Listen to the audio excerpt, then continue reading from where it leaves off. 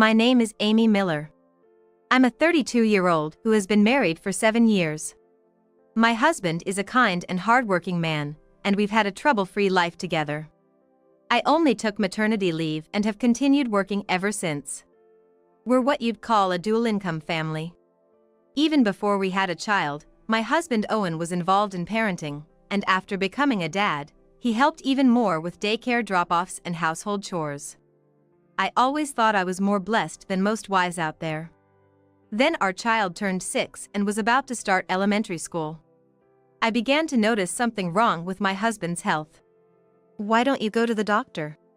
But he didn't go because he was too busy with work. By the time he was willing to go, he was diagnosed with end-stage renal failure and needed a kidney transplant.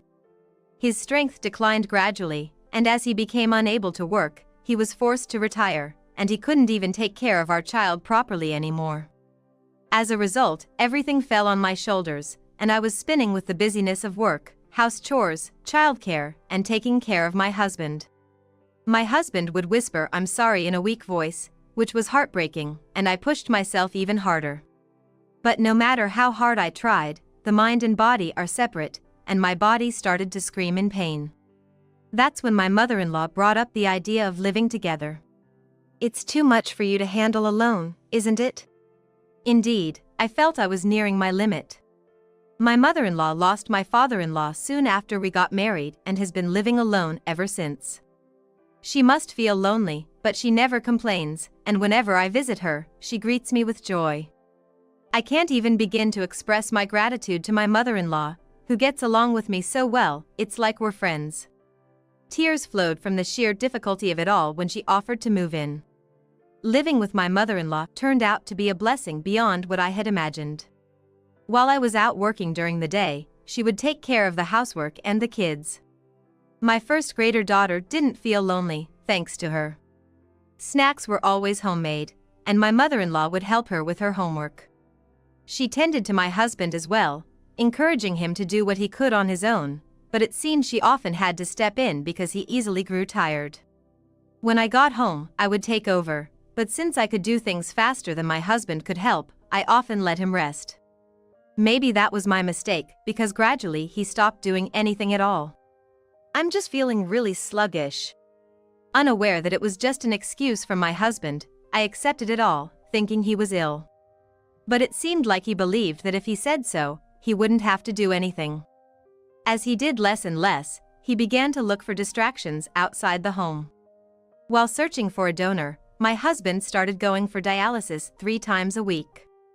At first, during his 3 weekly hospital visits, he apparently went to the arcade and roamed around various places.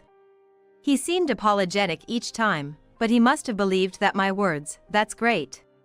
You have enough energy to go to the arcade," meant that I was okay with him playing around. This way, he increasingly turned his attention outward, and before I knew it, he left everything to my mother-in-law and did as he pleased when he felt well.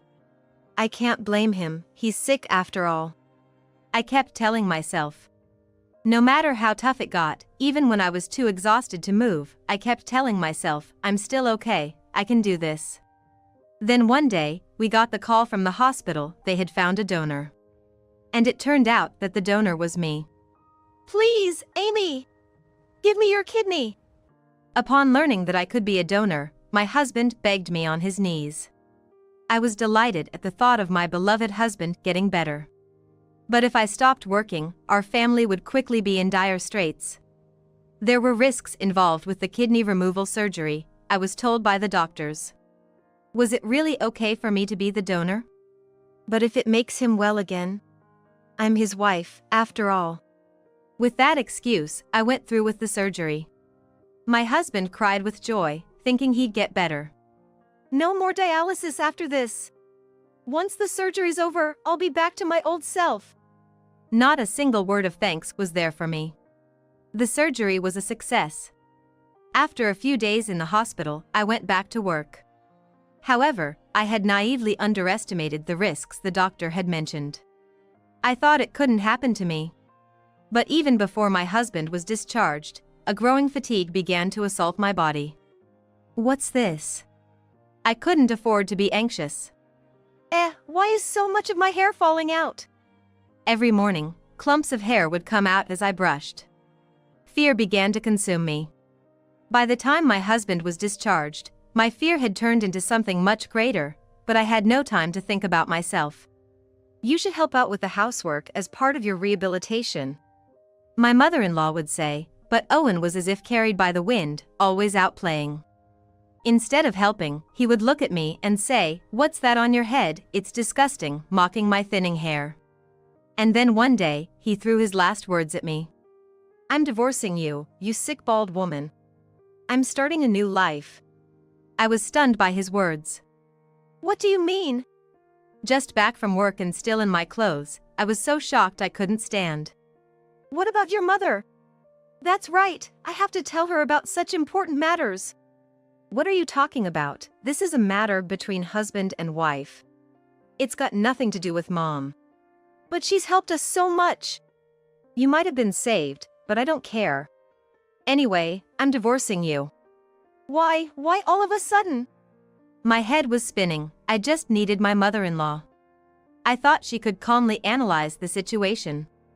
But as soon as I got home, she had gone out shopping. That's right, she said she was going out for dinner shopping. The moment I thought I had no one on my side, all the efforts I had made came crashing down. I have to solve this myself. I can't accept such an unreasonable proposal. It's not right for Violet if we get a divorce. I thought of our elementary school-aged daughter. But it seemed my husband wasn't thinking about that at all. Look, I've gotten this healthy, but look at you. That monstrous head of yours. It's unbearable to look at. But this happened because I gave you a kidney. So what? Don't act like you're doing me a favor. Sure, I asked for a kidney, but if I'd known you'd go bald, I would never have asked. How can you say that? I didn't choose to go bald. After all the pain I went through to help this man. You've been thinking this the whole time since you got out of the hospital? Yeah, I have. It's been torture seeing you every day.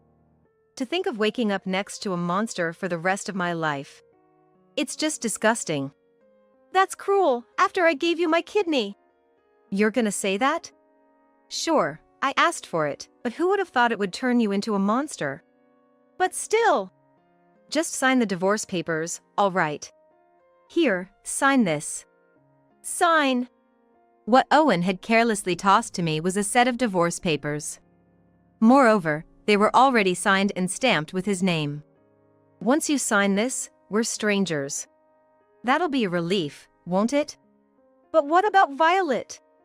She's still in elementary school. Wouldn't she be sad if her parents got divorced? She'll forget about it soon enough. It's no big deal.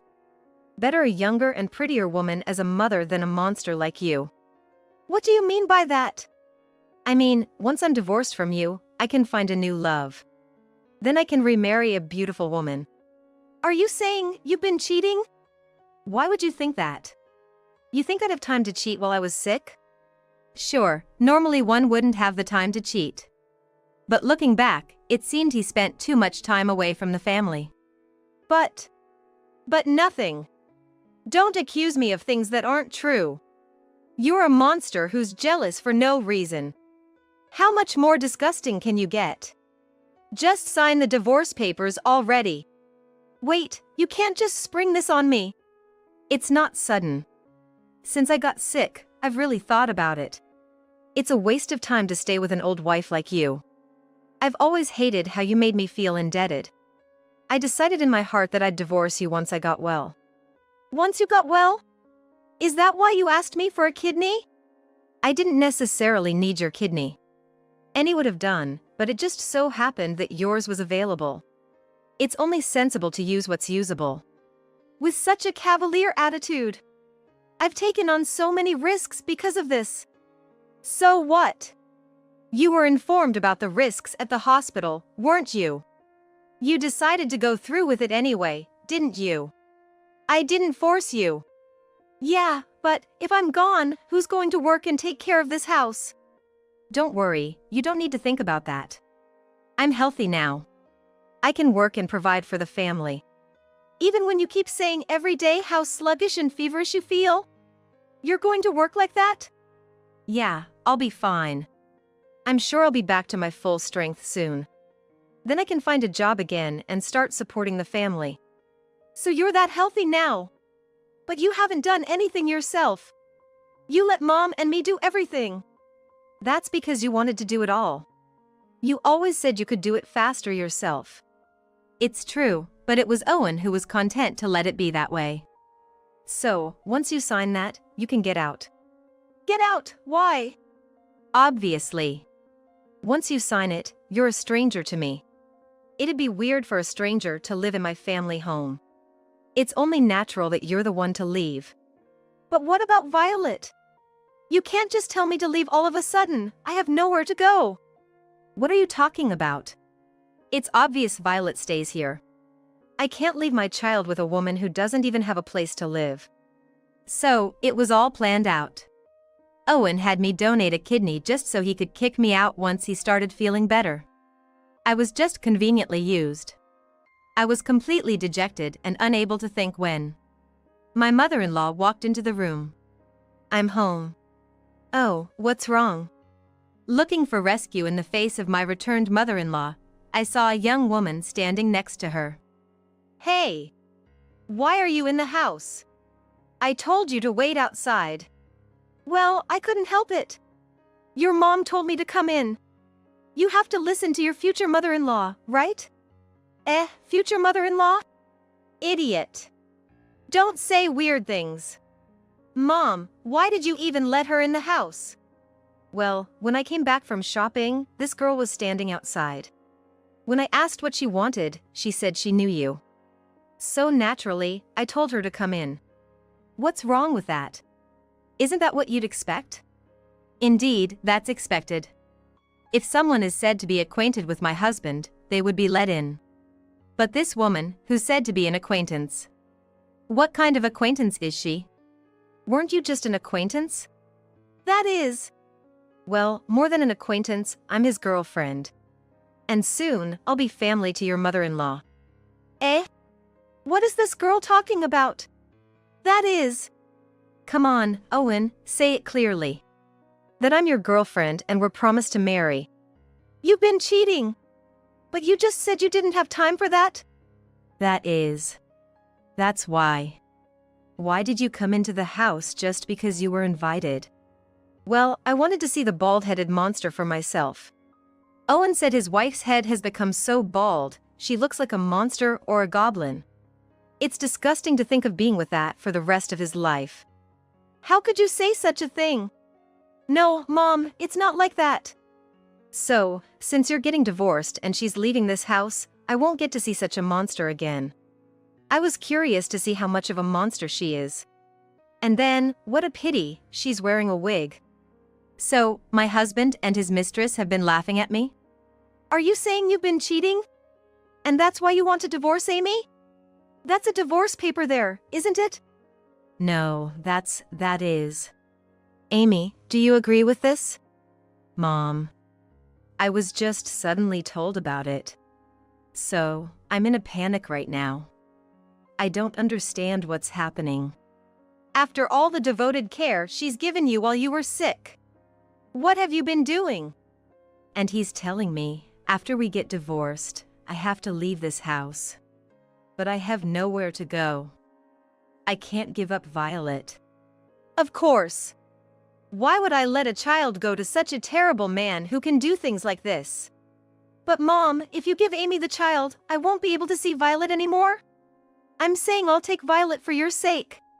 My mother-in-law was silent for a while, but when she spoke, it was something unexpected.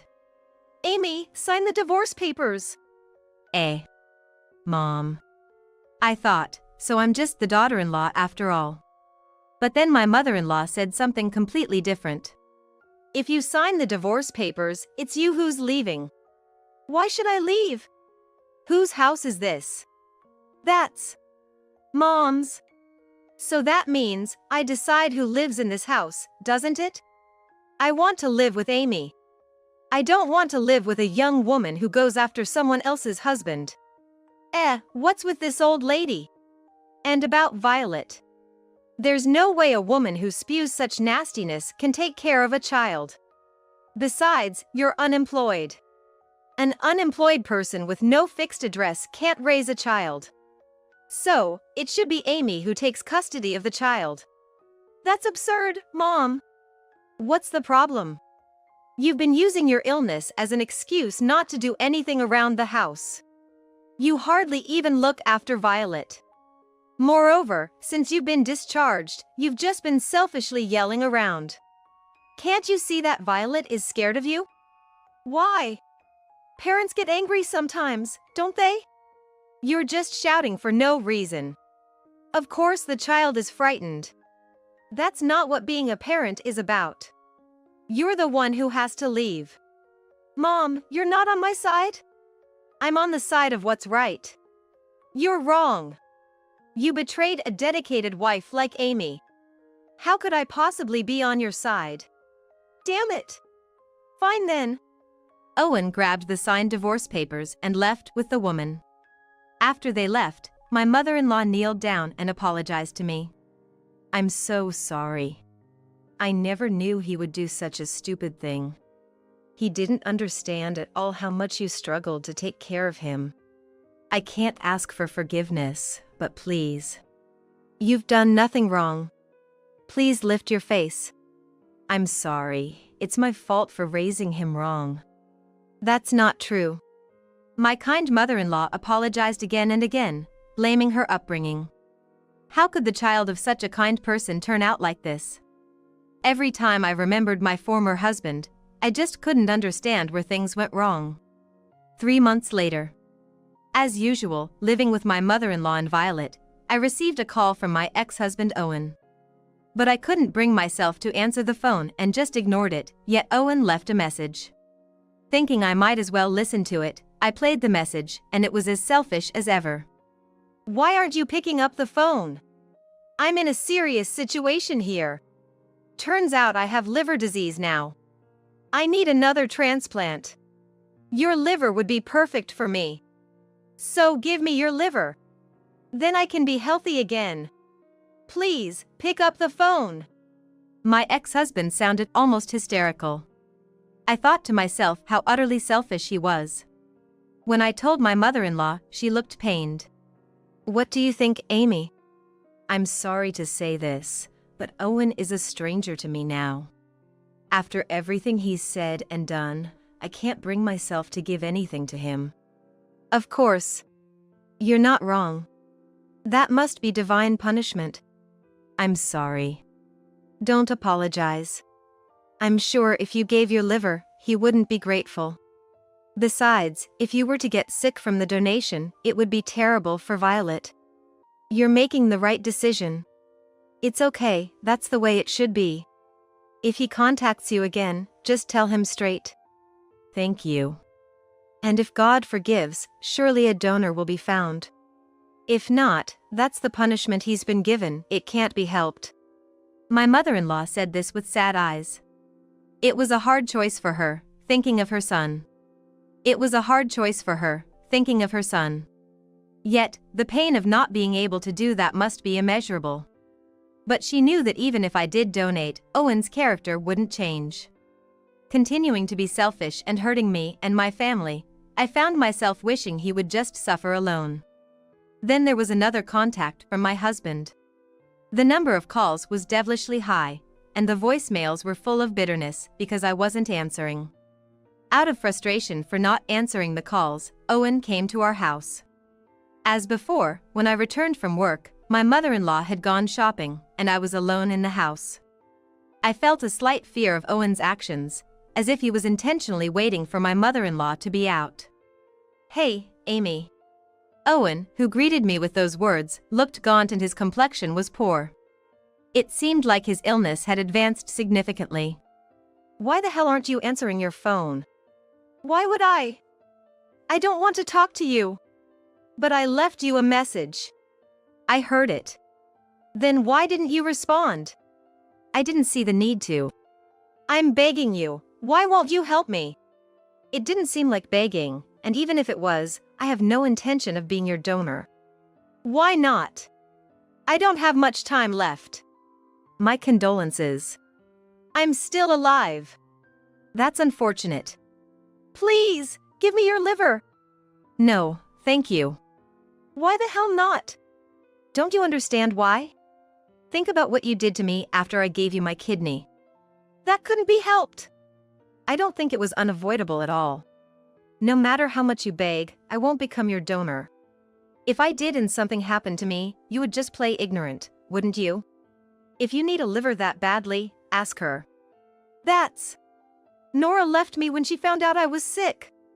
She dumped me and left. Well, that's tough. But it's what you deserve. Don't say that. Being divorced means I'm alone. You have no idea how hard it is to endure feeling sluggish every day and still have to work. I understand. I gave you a kidney, remember? I still feel sluggish from that. Yet, I do the housework, take care of the child, and work. I think I have it harder than you. Then, I'll remarry you. I'll overlook your baldness. Marry me, give me your liver, and I'll work this time. That way, you can take it easy, right? Time out. I'm not relying on you. And marry me as if it's a favor from you? How can you even say that when you're in trouble? I won't give you my liver. Don't come back. Don't be like that. If you keep this up, I'll call the police, got it? Hearing the word police, Owen fled like he was running away.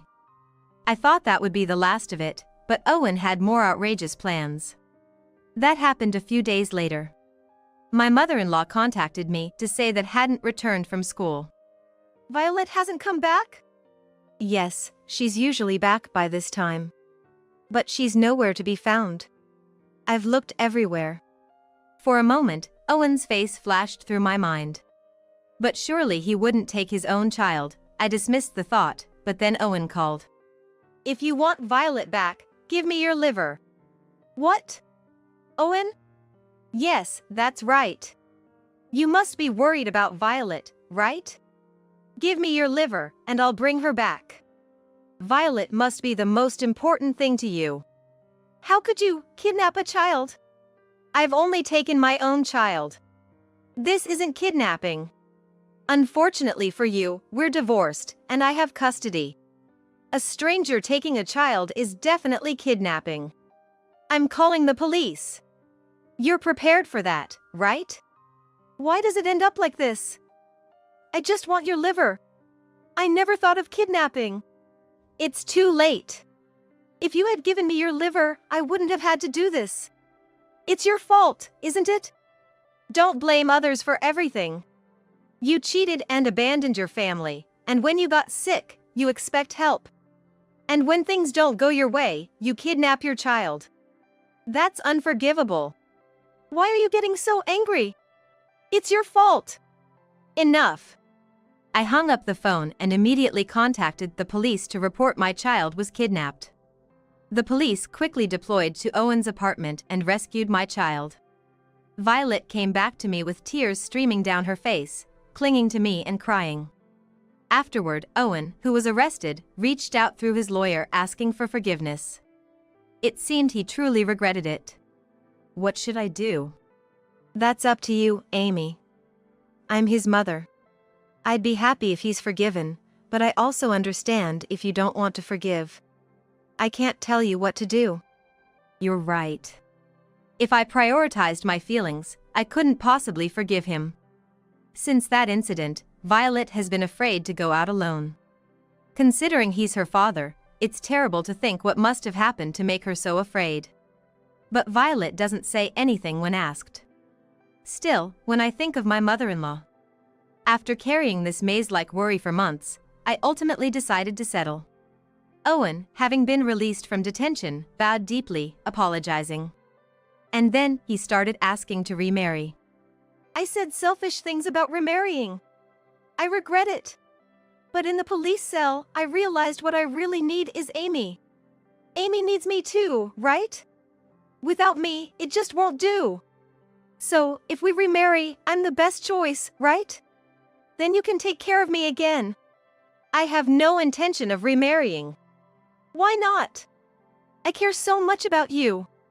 While asking to remarry, his words betrayed that it wasn't really about remarriage. He's scheming to use me under the guise of remarrying. Stop it! I'll never marry you again. Since he brought up the issue of being a donor again, after discussing with my mother-in-law, I decided to move with my daughter. Learning of my move, my ex-husband became frantic, searching for me, but ultimately, he succumbed to his illness, passing away in fear. As for me, even though I left the in-laws' house, I keep in touch with my mother-in-law, and she even comes over to stay sometimes. I'm planning to buy a house where I can live with my mother-in-law once I've saved enough money. My name is Sarah Waters. I've been married for 4 years, but it's the second marriage for my husband. He has a high school-aged son named Mike, who is right in the middle of his rebellious phase. No matter how kind I am, he just won't accept me. Susan is living with her grandson Mike, but she's spoiling him terribly. Hey, Susan is incredibly indulgent with Mike. She buys him anything he wants. Isn't that fine? My husband, who grew up being pampered himself, seems to think this is normal and doesn't see anything wrong with it. As a result, I'm treated more like a household employee. But we're not exactly living in luxury, and it's quite a struggle. Susan, you left the lights on again. So? It would help if you could turn them off. It saves on the electricity bill. That's not a big deal, is it? But the electricity bill is. If it bothers you that much, you turn them off. No need to mention it every time. You really have a bad attitude. This isn't about my attitude. It's about hers.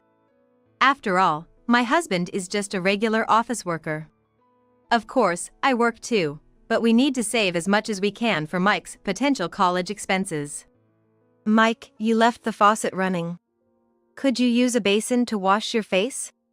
Man, you're annoying. It's not a big deal. You always sweat the small stuff. No matter what I say, these two don't care. I thought about asking my husband to talk to them, but he's not much better. He says sorry when I point things out, but he doesn't seem to have any intention of changing.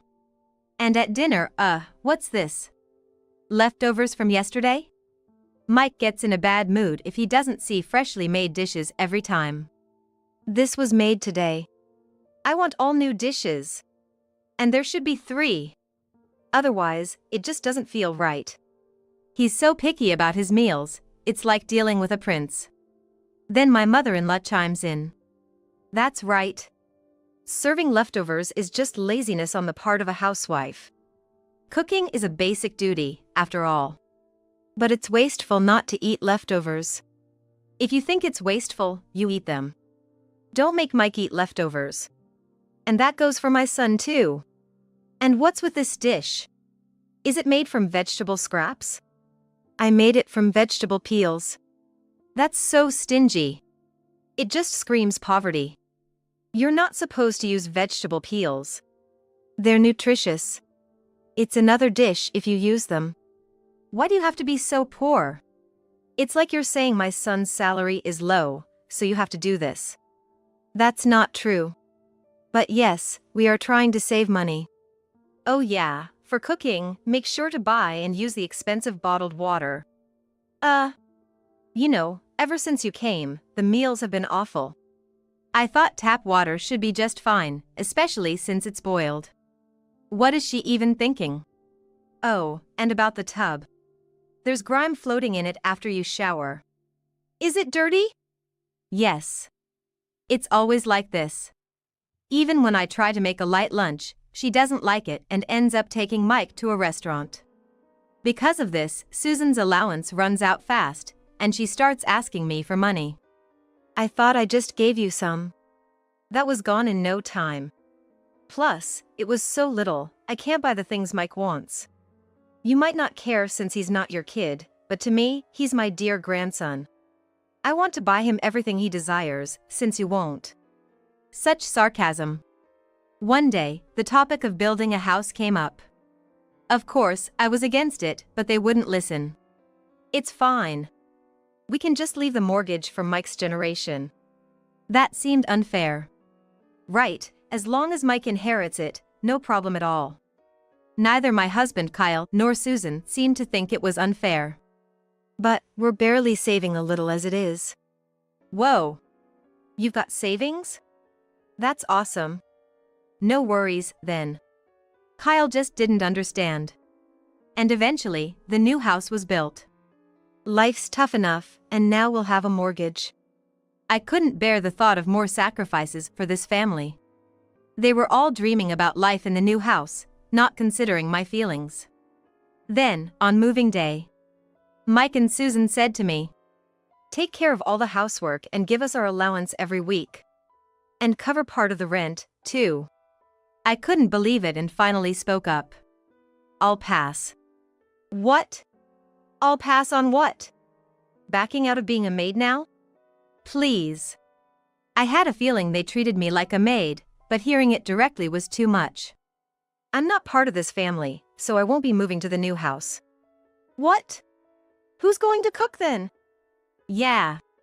And who'll clean? Do it yourself." "Huh, what a foolish woman. We thought we'd take you as a substitute maid." "Really? What a waste for the new house." "Well, do this last thing for us. Carry all these boxes to the new house." Joking again. "Who'd do that?" "Carry your own boxes." "How rude. After all the patience we've shown, now you get all high and mighty about moving?" "Grandma, it's fine. We'll be rid of her. No more nagging about saving money." "That's true. But where will you live?" "This apartment's a rental. Once my son moves, you can't stay here." "Don't worry. I've found a place that suits me." "You've been looking? You planned this from the start?"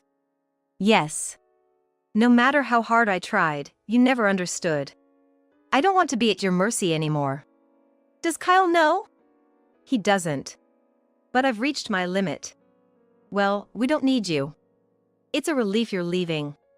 So, the selfish son and his doting mother moved out with their belongings. Once they were gone, I started moving to my new place. A small apartment, peaceful and within my budget.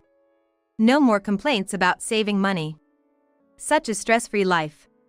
But that night, I got a call from Kyle. "Sarah, what's going on?" "Oh, welcome back." "Not welcome back. I was shocked to come home from work and find you gone." "Sorry, I'm not going to that house." "Why not?" "I just can't agree with your way of thinking." "What do you mean you can't agree?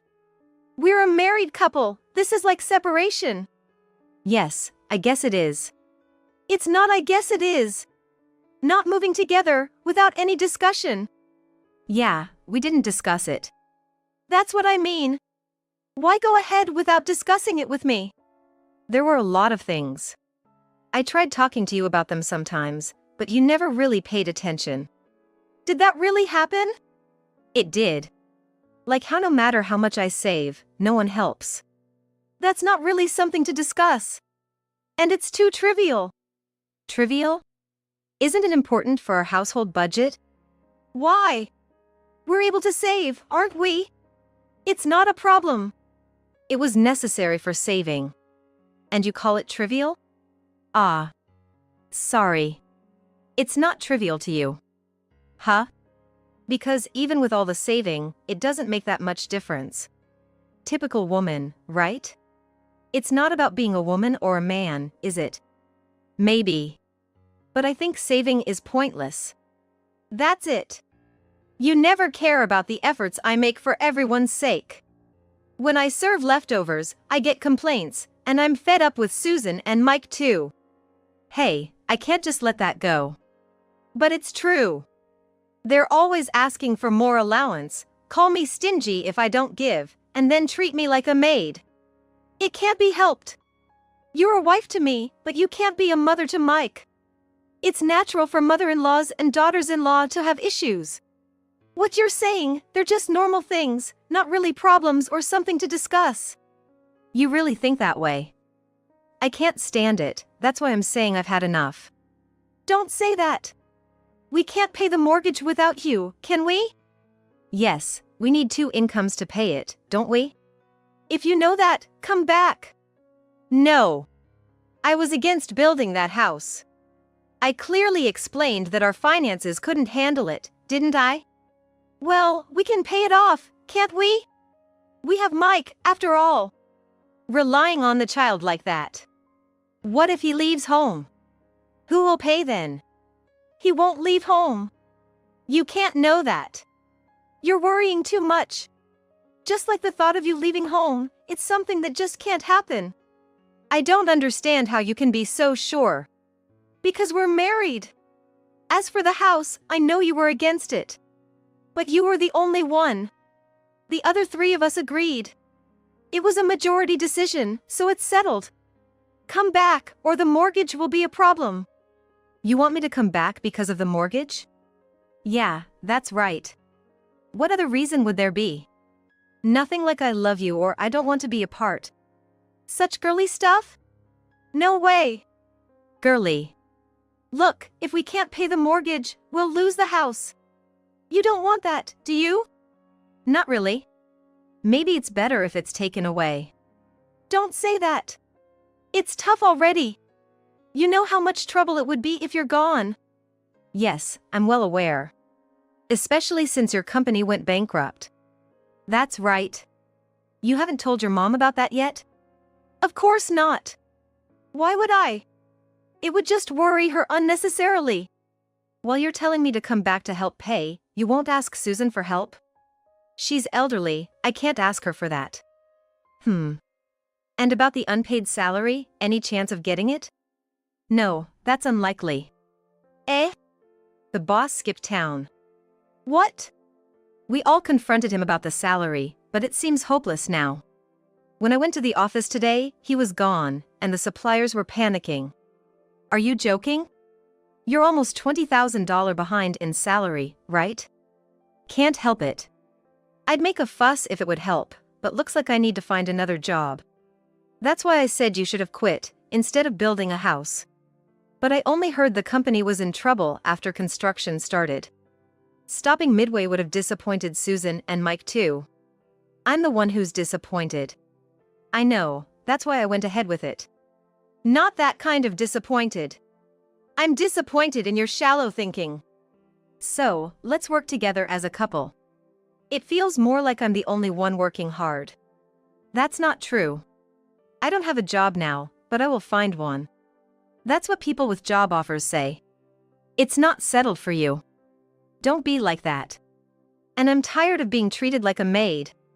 A housewife is kinda like a maid, isn't she? What? Susan was like that too, always busy in the kitchen. That's not the point. Maybe, but that's how I see it. Once Mike gets married, there will be 2 maids. Just hang in there until then. How could he say such a thing? A wife being treated like a maid as if it's normal. Kyle says let's work together, but it sounds more like you do all the work. Hey. Just because I'm working, it's taken for granted that I should give an allowance. I can't agree with that. That's petty. The one who works gives money to the one who doesn't. It's normal, right? The money I earn is for the future and living expenses of the family, not for handouts. You're worrying too much. Enough. I can't do this anymore. I don't see what's so unbearable.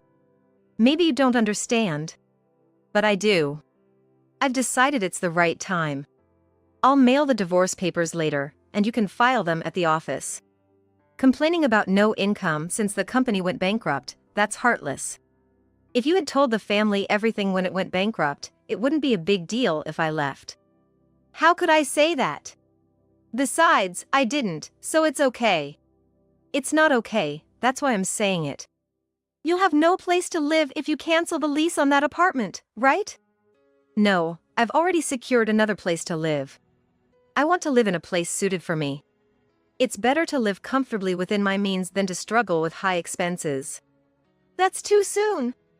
Plan your spending, like the TV commercials say. I'm just being strategic. Too strategic. Kyle kept saying let's get back again and come back, but it was impossible, so I hung up. 3 months passed without a word from him. I thought maybe he had given up and was trying hard. But it turned out he wasn't. He had finally found a job, but it was just part-time, and he was struggling, now asking me for help. It's been a while, Sarah. Are you doing okay? Oh, Kyle. What about you? Are you okay? Yeah, sort of. You don't sound so sure. Well. Did you find a job? Yeah, kind of. You're really beating around the bush, aren't you? Actually, I've only been able to find part-time work. For the entire 3 months? No, just recently. What? I've been at home, jobless, all this time. So, you mean you haven't been working? Right. And Susan and Mike still don't know? No. I told them a week ago. What about until then? I said I was working from home. They believe that? Both of them? Yeah, when I said I switched to remote work, they just said it was something new. New? Yeah, remote work is becoming more common. Sure, but still, how much did they believe? I'm trustworthy, you know. Trustworthy. I don't think that's the point. How did you pay the mortgage for 3 months? From savings. So, you mean your savings are gone now? Yeah. You're taking this quite lightly. What can I do? Worrying won't help, and I don't want to go bald. Is that your concern? That's why I'm contacting you. I would have preferred to discuss this in person, but I don't know where you are. If you tell me your address, I can come over. No, don't come. That's harsh. We're still married, aren't we? Wait, we're not married, are we? We are. Why? I sent you the divorce papers. They must have arrived. Yeah, they arrived. But I didn't want to file them. So, we're sort of separated, but still married. It's not sort of. I told you I want a divorce. I don't want that. Without you, who will help me in tough times? Is that why you contacted me now? You figured it out. Good I didn't file for divorce, huh? Since we're married, you'll help me, right? What a person he is. Always trying to take advantage of me? Can you file the divorce papers quickly? I thought we were already strangers. It's a hassle to remarry. Let's just stay as we are. I'm not planning to remarry. Don't say that. I'm really in trouble here. All I can do is sigh. Is he shameless, or just hopelessly optimistic? So, when you told Susan and Mike you're working part-time, did they say they'd help? They were angry I didn't tell them sooner. That's understandable.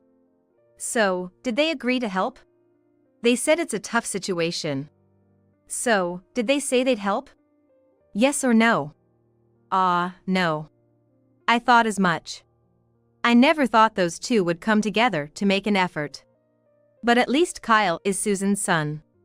I had a little hope they wouldn't say he had to handle everything alone, but it seems my expectations were completely shattered. So basically, only you need to work hard? Well, can't help it. I'm the head of the family. If I don't work, no one else will. Susan is 70 years old, and their son, Mike, is still in high school. But that doesn't mean they can't do anything. Are you saving money? You're not still living luxuriously, are you? We're not living in luxury. Insisting on having 3 dishes for a meal? That's only natural. You don't feel like you've eaten without at least 3 dishes, right? Not eating leftovers. That's natural too. Leftovers are just waste. What about lunch? Eating out? Yeah, we do. Are you kidding? With no money, why would you allow that? Can't help it. Mom says she prefers it that way. That's just wanting to live luxuriously. Mom worked hard when I was a kid. I want to make life easier for her now. But you don't have the means for that. That's why I'm asking you for help. Come on, Sarah, help me out, please. No matter how much you ask, I've decided to divorce. I don't want to continue with someone who has such an unreasonable lifestyle. If you don't file the divorce papers soon, I'll demand alimony. Sorry. That's a problem. I'll go to the office and file them tomorrow. Once you file them, don't involve me ever again. Okay, but please, help me out. Kyle understood but actually didn't. Until the very end, he kept asking for my help. But I couldn't bring myself to help them, living so recklessly and still not wanting to change their lifestyle. About a month later, I got a call from Susan. Kyle has disappeared. Are you hiding him? I don't know. You must know. What happened? That boy wasn't working. He didn't tell us the company went bankrupt, just said he was working from home. When he finally admitted he only found part-time work, he disappeared. Now we can't pay the mortgage. That's tough. Why are you talking like it's none of your business? This happened because you left the house. I didn't leave on a whim. I said I wouldn't move with you, and you agreed. If you were here, we could have paid the mortgage. I'm not sure about that. Even with me there, nothing would have changed unless Kyle found a job. If you were here, we could have at least paid the mortgage. With the way you were living luxuriously without saving, even I couldn't have paid it. Why did he leave? Did you say something to corner him? I didn't say anything like that. I just told him what would we do since he only works part-time. He's the only one who can work. That would make anyone want to leave. There's no spirit of helping each other in the family. That's pointless to say now. Well, true. I don't know where he is. We're family, you should know. Huh? I'm divorced, we're not family anymore. Lies? Oh, Kyle didn't tell you that? I haven't heard. I thought you would help us out in a pinch. Oh, that's absolutely not happening. How could you? Why are we divorced? The reason is your and Mike's selfishness. Don't say that, please help. I'll do anything. I refuse. What a terrible woman you are. Mike's voice came through, hurling insults at me, so I hung up. Kyle never returned. Eventually, Susan made a tough decision and sold the house. But even after selling it, there was some mortgage left. She moved to a rundown apartment and did odd jobs and part-time work as much as she could. But the strain was too much, and she eventually became bedridden. When Mike, not knowing what to do, asked her for advice, she said, "Ask Sarah for help," and he came to me. Help me. A dejected Mike. Are you working a part-time job? No. What about school? I'm going. So, you're just trying to take the easy way out. Impossible. Come back when you've really hit rock bottom. What do you mean? Why are you continuing in a private high school with no money? No one will help someone who doesn't work a part-time job and just asks for help. That's harsh. Dad said I should at least finish high school. That doesn't mean it has to be a private school. You could transfer to a correspondence course. You should be able to work while studying. It's too easy to expect help without doing anything yourself. That's tough. Mike had thought he would get help, but he was told he was being naive and left. He actually dropped out of high school and started working in a factory. Now, he is living a modest life while working. When I saw him on the street the other day, he had a refreshingly clear expression I had never seen before. In my heart, I cheered him on, "Keep it up." I'm going to remarry this woman. My ex-husband declared just 3 days after our divorce. He brought his new partner to my parents' house, where he ambushed me to make this announcement. It seemed he wanted to see my frustrated reaction. Beaming with pride, he said, "As you can see, she's incredibly beautiful. She's kind, gentle, and comes from a prestigious family. Her father is a CEO. She's the perfect wife." I couldn't care less about my ex-husband's new partner, but I was curious about the woman who would come all the way to my parents' house. When I glanced at her, she slightly lifted her hat, and our eyes met. I recognized her face, and for a moment I was stunned, but then I burst into laughter. I'm Aileen Standish, a 40-year-old working in IT. My husband, Tyler, was also my age. We had known each other since high school. Back then, Tyler was the life of the party, always involved in school or sports events. He was popular with everyone, and even captained the soccer team. I, on the other hand, was introverted, preferring books over social events, the complete opposite of Tyler. Despite our differences, we ended up attending the same university and even in the same faculty. Tyler was full of questions. You're Aileen, right? Do you live nearby? What's your major? Made any friends? I'd never had a male friend, so I was overwhelmed and initially kept quiet. Even so, my husband didn't stop talking to me, so gradually I opened up and we became close. Tyler always had a naive side to him. Like the time he thought he was scouted by an entertainment agency, but it turned out to be a suspicious venture asking for a $10,000 membership fee according to my research. Sometimes he almost fell for an easy-to-understand scam. I couldn't leave him alone, and while I was trying to take care of him, he told me, "I can't live without you," who is a reliable person. I started to think that there was no such thing, and we decided to start dating. When we started dating, I knew that he was cute, even though he was more motivated than anyone else, but he was kind of lazy. He had a certain charm, despite his cluelessness. Our relationship flourished, and we eventually married after graduating and finding jobs at different companies. We were happy. My husband also worked diligently and helped with the housework, and we got along well. At the height of such happiness, there was new good news. I became pregnant. I was hoping that my husband would become a little more manly and reliable because of my pregnancy, but he often said, "Dinner? I'm sick today, so maybe get something from the supermarket today?" Again? "I'll wait until you feel better, so go ahead and make me some food," he said, giving no indication that he cared about me as a pregnant woman.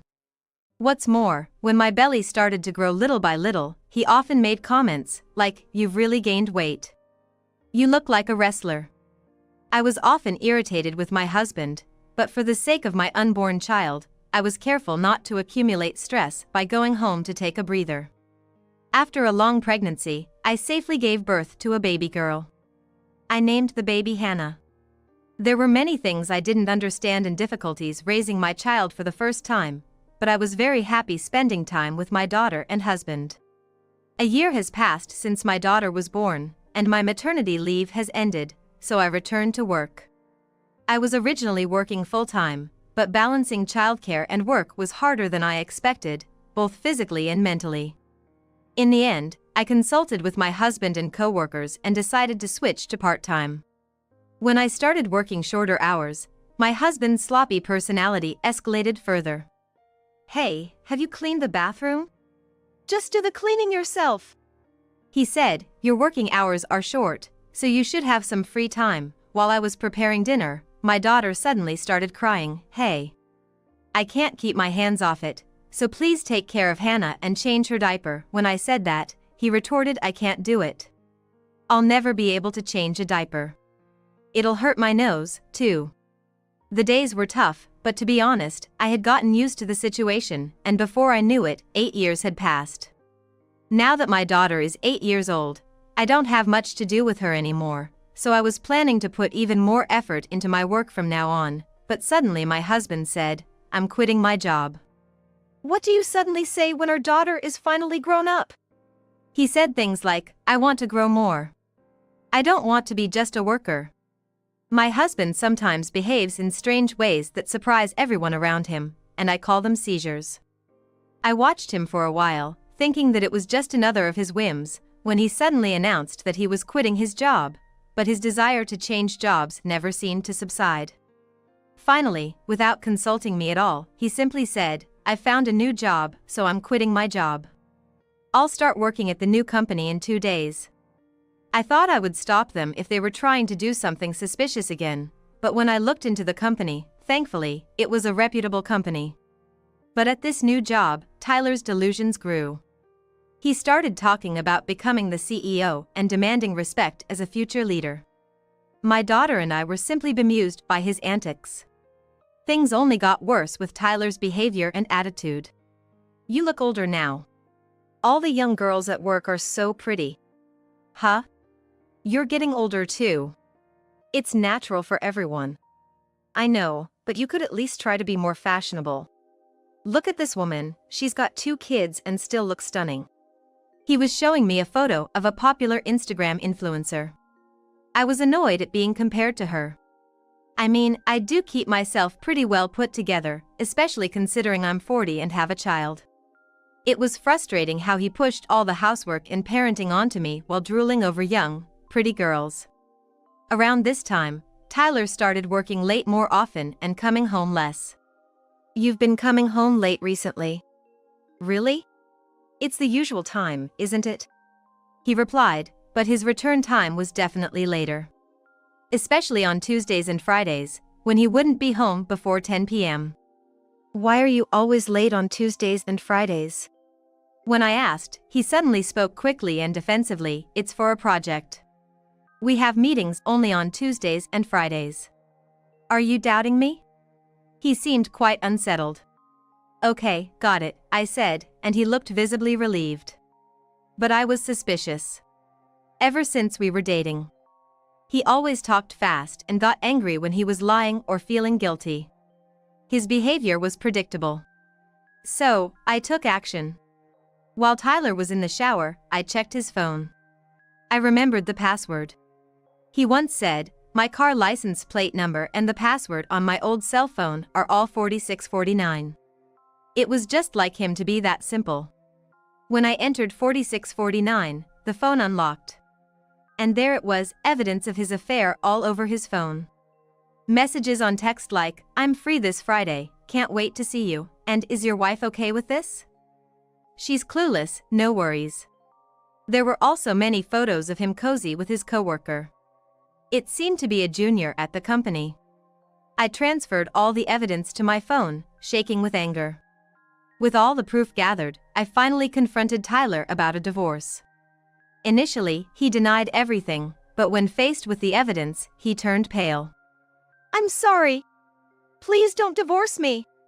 You wanted a divorce, that's why you cheated and grew cold. No, it was just a momentary lapse. I don't want to lose you or Hannah. Please. I was filled with hatred for him, but couldn't bring myself to divorce for our daughter's sake, who was 8 at the time. I decided to stay married on the condition that he cease all contact with the woman in the future. It seems that she voluntarily resigned from the company, perhaps because she felt uncomfortable having someone, with whom she had an affair, working at the same company. For 6 months, he seemed genuinely repentant, but a year later, he was back to his old ways, belittling me. I couldn't forgive him for the affair and his continuous disrespect. Our marriage was cold. But we stayed together for our daughter. No matter how many times I broached the subject of divorce, my husband continued to refuse. However, a week ago, Tyler suddenly asked for a divorce. Let's divorce. What? I've made up my mind. Let's divorce. Why now? You always refused before. It's not that I didn't want to get divorced. I asked, genuinely curious. I also thought it was best for both of us to divorce. However, he refused to divorce, and he wondered why he had decided to divorce now, even though there had been many times before. It's your fault. Since my affair, you've changed. You never forgave me, and I'm sick of it. He blamed me. I had indeed never forgiven him. Not just for the affair, but for everything that followed. It's not just an affair. You've been insulting me all this time. I was doing it for your own good. A woman should take care of the house and maintain her looks. You were slacking, so I had to remind you. It's not my fault we're divorcing. That's when I realized he would never admit his faults. He always blamed me, never listening when I said he shared the blame. Finally, he insisted, it's not my fault. So no alimony or splitting assets, remember that. That confirmed it. Tyler wanted to come out on top in the divorce, insisting it was all my fault. There's something wrong with my husband saying things like this. I suspected he might be having another affair. He was so predictable. Getting agitated and talking fast just like before. In the past, I would have confronted him. But now, I have no more interest in him. Fine, let's divorce. I don't need your assets, but I won't give up living with my daughter. All right, that's fine," I said, utterly dismayed at how easily Tyler seemed to give up on our daughter despite always claiming she was so important to him. Soon after, we went through the divorce proceedings and finalized it without any trouble. I moved back to my parents' house with my daughter. She wasn't opposed to the divorce and wanted to come with me, saying, "Dad's hardly ever home anyway, and he's so mean to you, Mom. I think it's better if we're apart. I just want you to be happy." I was ready to start a new life with my daughter and my parents, but just 3 days after the divorce, an unexpected event occurred. When I came home from work one day, I saw Tyler and a woman with long black hair in front of the house. She was wearing a hat that obscured her face, giving me a bad feeling. I wanted to ignore them, but since they were in front of my family's house, I couldn't just leave them there. Approaching them, Tyler came towards me with a smug smile. "What do you want?" I asked apprehensively. "I'm going to remarry this woman," he announced triumphantly, his eyes sparkling. Just 3 days after we decided divorce. It was obvious that their relationship overlapped with our marriage. And now he was bragging about it so loudly. What kind of person does that? Has my husband started having strange seizures again? I couldn't help feeling disgusted, thinking this was another one of Tyler's bizarre episodes. I tried to show my disgust openly, but Tyler, absorbed in his story, didn't seem to notice. He went on about his new wife, unasked. "As you can see, she's incredibly beautiful, kind, gentle, and her father is a CEO. She comes from a prestigious family. She's the perfect wife." Though I didn't care about Tyler's new partner, I couldn't help but peek at her face. When she slightly lifted her hat, our eyes met. And I recognized her face instantly, freezing for a moment. Seeing me, her face turned pale. I couldn't help but burst into laughter. "Stop it, this is too funny." "What are you laughing at?" "Because I know this woman very well. The easy target you mentioned, Tyler, was actually you." Tyler naively responded, "A target? You two know each other? What a small world." Meanwhile, the woman, trying to leave, said to Tyler, "I'm feeling sick, can we go home now?" Her name is Natalia, and she's trying to leave right now, as if she can't stay here anymore. But Tyler stopped her. Laughing cluelessly, "What's wrong, Natalia? I didn't know you knew Eileen." Natalia tried to stop him, saying, "Stop it. We should go home," but my ex-husband showed no signs of coming home. "How did you know each other?" he asked us, so I explained. Actually, we had worked together for about 7 years. We had been working together for 7 years. While I was explaining my relationship with Natalia, she seemed quite upset and uncomfortable. However, Tyler doesn't notice her behavior and tells me how perfect she is. She's a 29-year-old beauty, graduated from a prestigious university, kinder and gentler than you, a great cook, and a perfect wife. "I'm glad I divorced you." "I'm sorry that I'm the only one who is happy," he said sarcastically. "Huh? What a lovely woman." I tried to empathize with him, but I couldn't stop grinning. When he saw me grinning without crying or feeling regret, he started to get irritated. "Why aren't you more upset? Crying and screaming? Or are you speechless because my new wife is just too perfect?" I see. Tyler must have come to show off his new partner, hoping to see me upset. But honestly, I felt neither envy nor regret.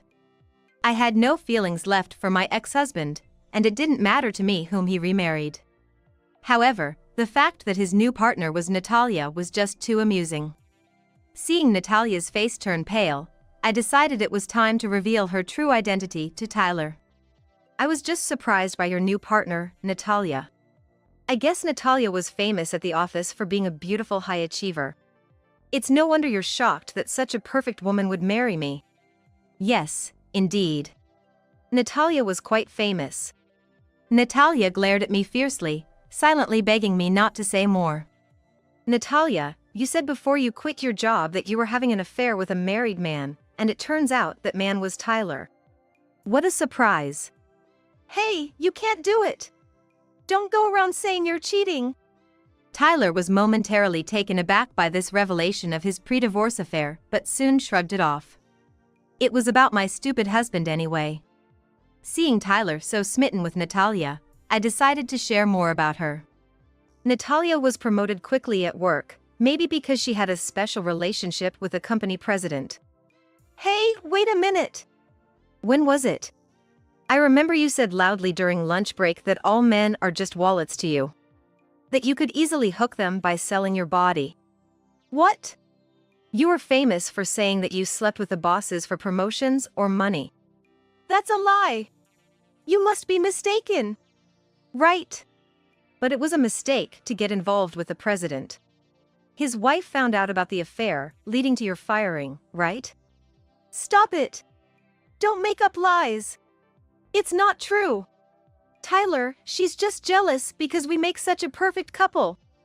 Natalia desperately tried to convince Tyler. Then how about this? Can you still call it a lie? I said, showing them a photo on my phone. It was a video of a drunken Natalia at a company party. Men are just wallets. Buy some ready-made food, plate it up, and they think you're a great cook with no taste. Just undress a bit, and they'll pay you. Now I can pay off my debts. Natalia ranted in the video. It was hard to see her as the gentle and kind person Tyler believed her to be. So all the meals you cooked were actually store-bought? And you have debts? Tyler asked, confused. Yes, Natalia had a lot of debt. Tyler, in a panic, asked her to explain, but she fell silent. Oh, and Natalia isn't 29 years old. She's 2 years younger than me, so 38. Natalia had lied about her age. Sure, she looked young thanks to the money she received from men for Botox injections and cosmetic surgeries, but claiming to be 29 was a stretch. Tyler's lack of judgment in women was truly laughable. And she's not a CEO's daughter. Her dad works in a factory. So that's why you were so adamant about not meeting your family. It's all lies, isn't it, Natalia? Was there even one true thing in what you said? Tyler's face turned red with anger as he confronted her. I'm sorry, Natalia stammered, caught in her web of lies. It's astonishing that Tyler didn't notice any of Natalia's lies, but that's just like him. He judged her solely based on being young and beautiful, never really looking beyond her appearance. That's the kind of person he is. Discovering that his seemingly perfect Natalia was a facade of lies, Tyler was in shock. Apparently, they met about 6 months ago, and Natalia had been bragging to everyone, "I've found an easy mark, even though he's married." They met at a social bar. While I also questioned Tyler's integrity for attending such places despite being married, Natalia targeted him because he boasted, "I work at a major company and earn a good salary." Hearing this, Natalia saw Tyler as an easy target. Despite noticing his wedding ring, she thought his money could help pay off her debts. Eventually, Tyler, wanting to divorce me to remarry Natalia, believed that by divorcing me quickly, he could use his income to support both of them. That's probably why she decided to marry Tyler. He probably thought he could start a new family with the younger Natalia. Tyler, looking at the apologizing Natalia with disdain, yelled, "I can't believe this. There's no way I can continue with all these lies." The irony of his own deceit was lost on him. He was just as guilty of lying as Natalia. "Tyler, you don't even work at that company, do you? And you always bragged about your high salary, but you earn less than me." That was... Stuttering, Tyler couldn't hide his disarray. Natalia, realizing Tyler's deceit, exploded in anger. "What? I was going to marry you thinking you were rich. What a letdown." She confronted him angrily and pushed him away. Huh? Tyler, stunned by her sudden change, was trembling. He loved Natalia for being young, beautiful, a great cook, and a supposed CEO's daughter, while she loved him for his supposed wealth. All their lies came to light, and their relationship crumbled. Realizing I had once been married to such a despicable man, I felt disgusted with myself but was simultaneously relieved to have divorced him. The two liars were indeed a perfect match. As I told them I'd claimed division of property and tried to enter my house, Tyler naively exclaimed, "We're already divorced, you can't claim my property." Actually, the process is still ongoing. Maybe you should look it up. If you hadn't come to tell me, I might never have known about the affair. Hearing this, both of their faces turned red. "I'll discuss further through my lawyer," I said, finally entering my house.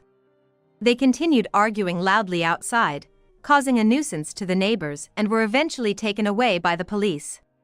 Later, with my lawyer's help, we finally finalized our division of property. I was delighted to sever ties with such despicable people. Afterwards, I heard from a colleague that Tyler broke up with Natalia. Now, both Tyler and Natalia are without partners and living in a run-down apartment. As for me, I vowed to find happiness for the sake of my lovely daughter. My name is Emily. Recently, my husband William got promoted, and I sent him a gift to celebrate. I had been feeling something was off about him for a few months, and the day after I gave William the gift, his true colors were revealed. "Hey, why was the gift I gave you yesterday just sitting in the trash? You thanked me for it when you received it yesterday. Didn't you like it?" "Huh? Whatever. Why do you have to check up on every little thing? It's my gift, so I can do whatever I want with it, right? Besides, it was probably some cheap stuff anyway, so I threw it out. So, it looked a bit bulky, but it didn't seem like much. Was it just you trying to suck up because I got a promotion? I really can't stand that about you. I had no idea you thought of me that way. Well, you wouldn't have trashed it like that otherwise, right? But are you sure that was a good idea? Seems like you're the one who's gonna have a problem. You're being too persistent." I said it's fine, so it's fine. The content seemed like paper anyway. You don't mean there was a paper in there worth thousands of dollars, do you? If you're gonna spend money on unnecessary stuff, you might as well spoil me more. Yeah, well, sure. If that's what you think is best. Then, just to be clear, I want you to check what was inside the gift. By the way, you just casually said you can't stand me. Did you mean that, or was it just in the heat of the moment? Man, you're so annoying. I've been saying it all along. Did you seriously think I was truly in love with you? To be honest, I don't need you or our child anymore. I just got married and had a child for social status. Our daughter is already 5 years old, so maybe it's time to live separately. Divorce is a hassle, so let's just live apart. I'm tired of playing the husband and father role. I've made it this far in my career, so I deserve to be free. I'll pay child support, so you guys manage on your own. That's pretty selfish of you, isn't it? Who was it that cried with joy when Olivia was born? Who said they would cherish their family forever? To change your mind so drastically in just a few years is truly frightening. That kind of preaching is exactly what I'm tired of. So, what about the gift's content? It doesn't matter anymore, right? I've already thrown it away. What, you want me to say, "Oh, it was just some cheap thing after all"? That's the kind of annoying stuff I'm talking about. As my wife, you should just listen to what I say. Always contradicting me, saying I'm wrong. Don't you know the phrase "respect your husband"? You always scold me without considering the time, place, or occasion. Don't you realize that hurts my pride? When I say no to Olivia, it means no for you too. I have to explain it out loud because you don't get it. And about not considering the time, place, or occasion, I do feel the atmosphere. I've thought about staying silent, but everyone's making faces like say something to him. Didn't you feel that? Of course not. What have you been looking at all this time? When have I ever been looked at like that? My promotion is thanks to my hard work and big contracts. It's not just seniority. A person like me wouldn't be annoying to others. You've never really seen me. Oh really? Then you might be happy with what was in the gift. It might have seemed cheap, but it's not worthless to me or you. I can't speak for everyone, but here, open this one. If you still think it's pointless, I'll throw it away. Oh, so you didn't just pick it up. Having two of the same cheap things, huh? Fine, whatever. It's gonna be the same result anyway. we'll see about that. Huh? What's this doing in here? What, you mean the photos of you cheating? Don't you recognize your own face? Let me tell you then. In those photos, you're the one drooling over someone else. And I know it's you, we've been together for at least 7 years. No, that's not what I mean. Why do you have this? This kind of photo should only be known to us. Oh, so you do remember? No, it's not like that. Fine. But seriously, how long are you just gonna stand there? You know the bag with the same stuff is in the communal dumpster, right? Yeah, you're right. I can't stand here chatting with you. I gotta go now. With that, William rushed out of the entrance and headed for the dumpster. But it was already too late. Hey, I will ask the landlord give me back that envelope. I just accidentally threw it out last night, but it actually contains something really important. Look, the landlord's dumbfounded face. He's frozen because you talked to him. See, he's holding the envelope you threw out and comparing the photos of you and the real you. Hey, what the hell are you staring at my photos for? Don't look at me. Give it back, now. That's a terrible way to speak. You're the one breaking the rules, yet you're taking it out on the landlord. Can't believe this. And aren't you embarrassed, making a scene on this busy street? Me, embarrassed? That's none of your concern anymore, right? After all this, you're still worried about me? You shouldn't care about me anymore.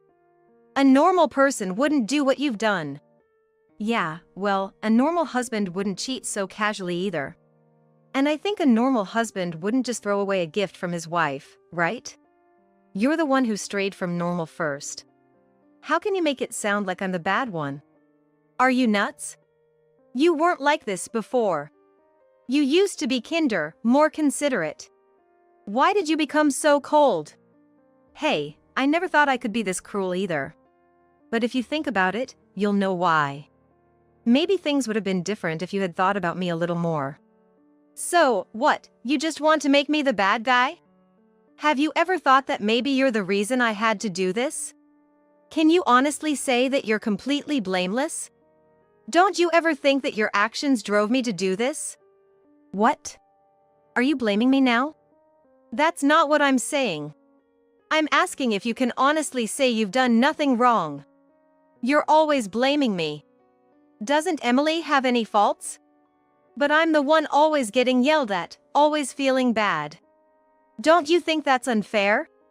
This is a completely different matter. And you know, trying to make me the bad one? You're the one at fault here. Why did you do this? What about me didn't you like, especially when we have our child?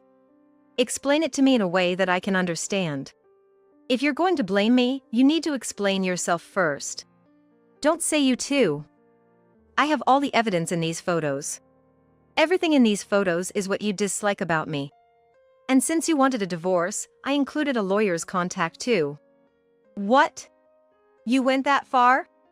But you need a witness, right? Who did you ask? Really? Yeah, really. That's why I gathered all this evidence. You're unbelievable as a human being.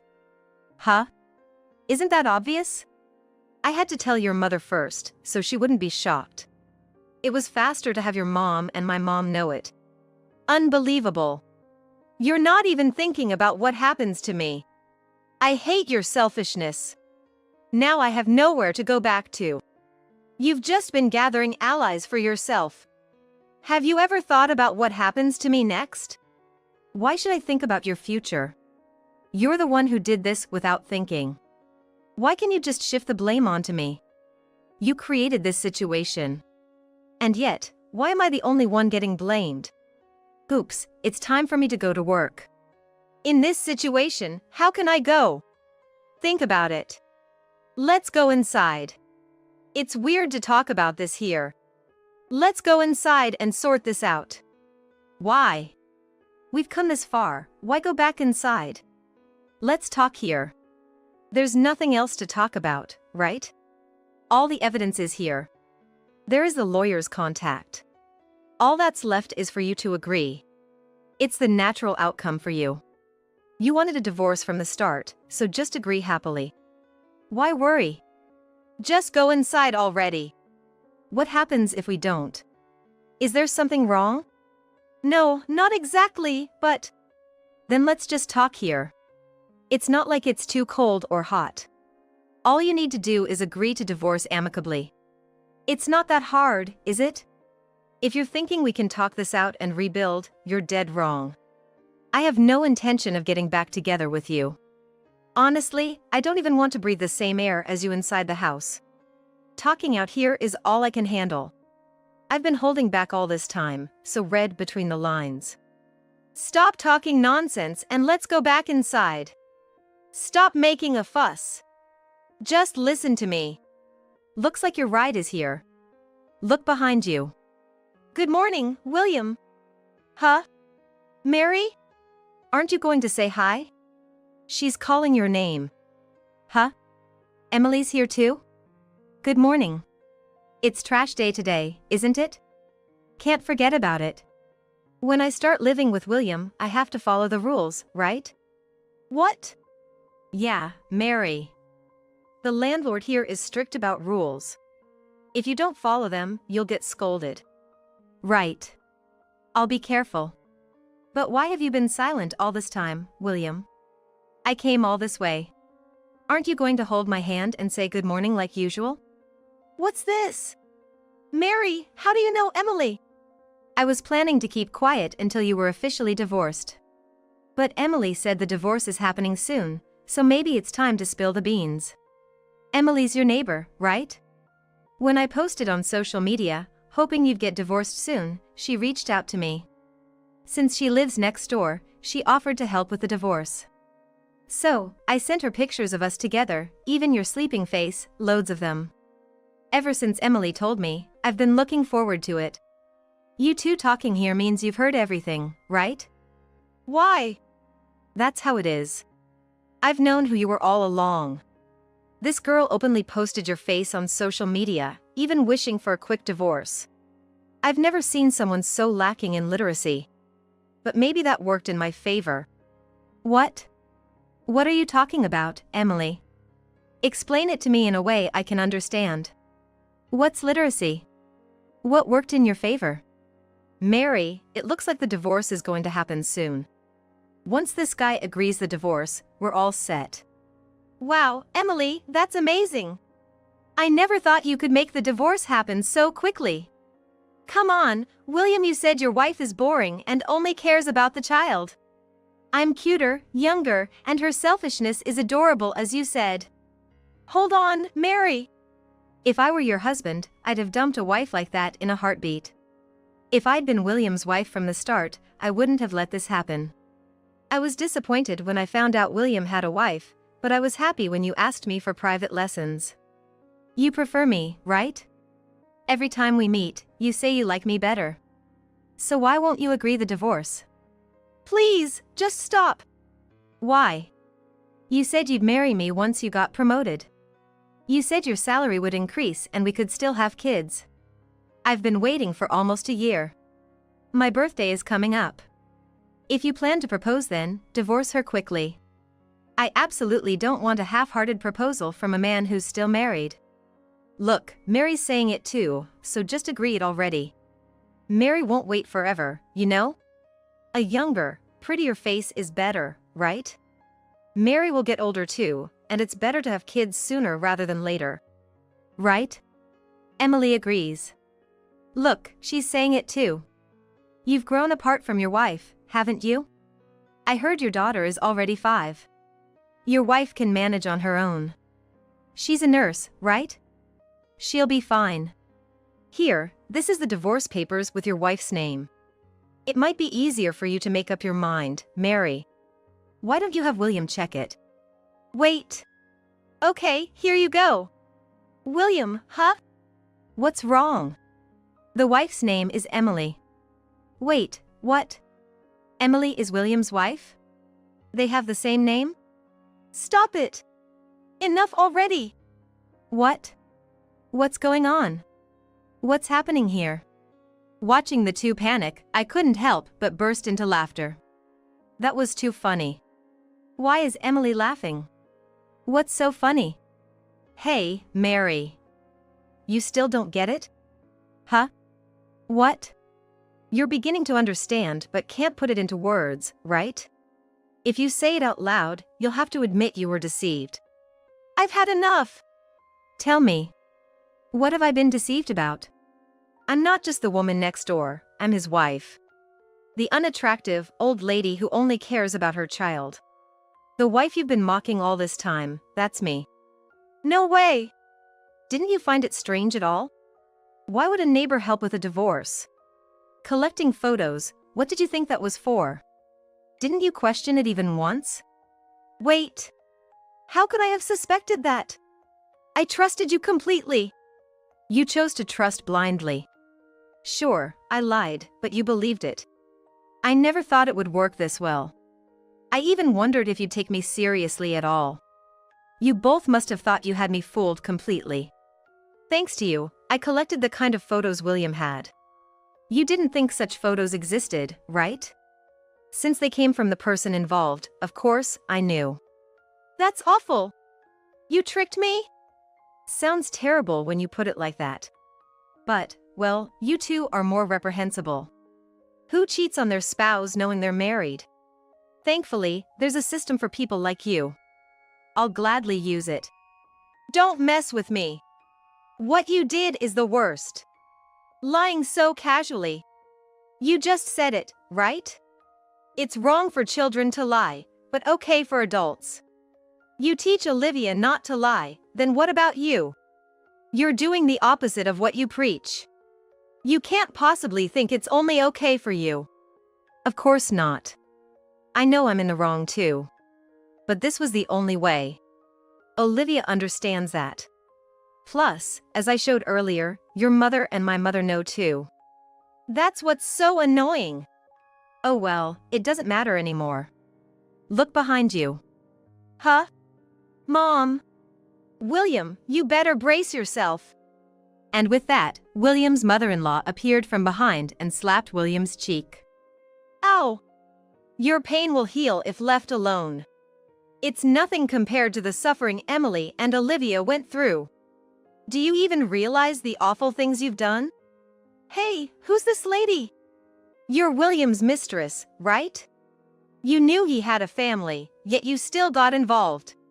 William is at fault for approaching you, but you could have rejected him. That would have spared everyone this pain. Enough, William. Divorce Emily right now. You've seen the divorce papers, right? Divorce her for Olivia's sake and never show your face at our house again.